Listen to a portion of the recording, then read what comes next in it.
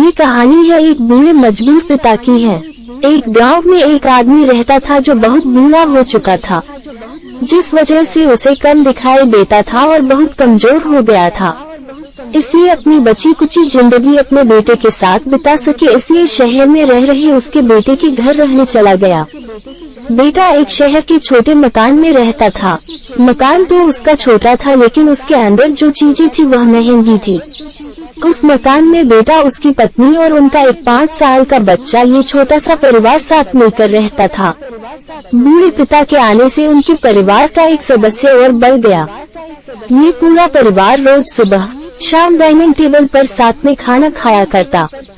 बूढ़ा पिता अपनी कमजोरी के चलते हमेशा खाने की चीजें नीचे गिराता रहता और कई बार कांच के बर्तन भी टूट जाया करते थे। कुछ दिनों तक तो बहू और बेटे ने ये सब सहन किया, लेकिन बाद में वे दोनों बूढ़े की ऐसी हरकतों से चिढ़ने लगे। एक दिन बेटे ने कहा कि ऐसा कब तक चलेगा, हमें कुछ करना पड़ेगा।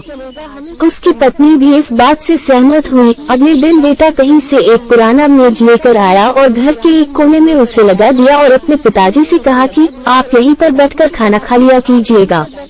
उन्होंने एक लकड़ी का बर्तन भी बनवाया जिसमें वे अपने बूढ़े बाप को खाना देने लगे। अपने कांच के कीमती बर्तन बचाने के लिए अपने पूरे बाप को लकड़ी का बर्तन देने में उन्हें जरा भी शर्म नहीं आई।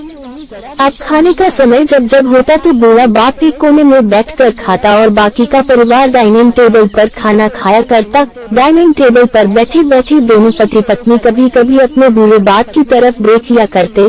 बूढ़े बाप की आंखों में उन्हें आंसू भी नजर आते, मगर उन पर जैसे कोई असर ही नहीं होता। बूढ़े का पोता भी यह नजारा हमेशा देखता और वह अपने में ही खोया रहता। एक दिन जब पति पत्नी डाइनिंग टेबल पर बैठकर खाना खा रहे थे तब उनका बच्चा जमीन पर बैठकर कुछ कर रहा था। उन दोनों ने बच्चे के हाथ में लकड़ी का टुकड़ा देखा, लेकिन उन्हें कुछ समझ में नहीं आया कि बच्चा लकड़ी के टुकड़े के साथ क्या कर रहा है।